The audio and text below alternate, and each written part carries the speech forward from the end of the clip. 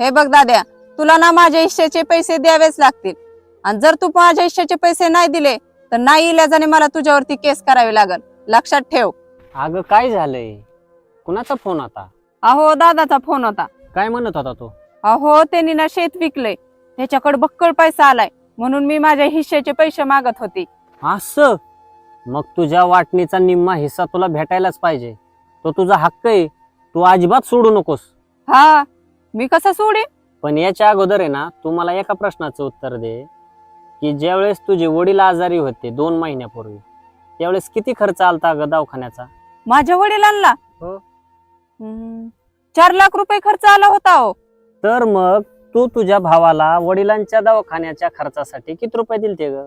मी हो. मी काहीच नव्हते दिले. अहो असं? तुला अजून एक प्रश्न विचारतो, तुला तो काळ आठवतोय का नाही बघ. हा, ज्यावेळेस तू डिलिव्हरी होणार होतीस ना, त्यावेळेस डॉक्टरांनी सांगितलं होतं की हिला रक्ताची फार गरज आहे आणि हिला जर रक्त भरलं तर डिलिव्हरी व्यवस्थित होईल. त्यावेळेस तुझ्यासोबत फक्त तुझा भाऊ होता बरं का, आम्ही तर आपल्याच गावी होतो.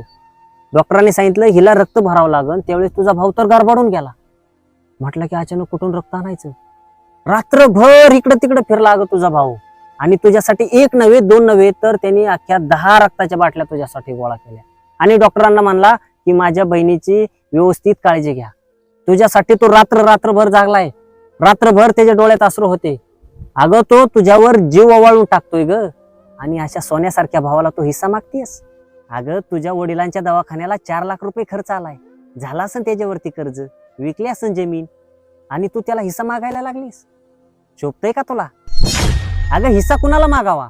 जो व्यसनाधीन झालाय, आई वडिलांना सांभाळत नाही, बहिणीला कधी फोन करत नाही, अशा निर्लज्ज भावाला हिस्सा मागा ना. आणि तू अशा सोन्यासारख्या भावाला हिस्सा मागतीयस? शोभतय का तुला? खरं आहे अहो तुमचं, माझंच चुकलं. हॅलो दादा, माझं मगाशी चुकलंच, मला माफ कर. मला तुझ्या हिश्श्यातला 1 रुपया पण नको. फक्त तो आई वडिलांना आयुष्यभर सांभाळ आणि आपलं बहीण भावाचं नातं आयुष्यभर टिकव. बरं का ताईंनो आणि दादांनो, आपली रक्ताची नाती होईल तेवढे जपण्याचा प्रयत्न करा. एकदा का ती गळून पडली ना, ती जोडणं अशक्यच. काय बरोबर ना मित्रांनो?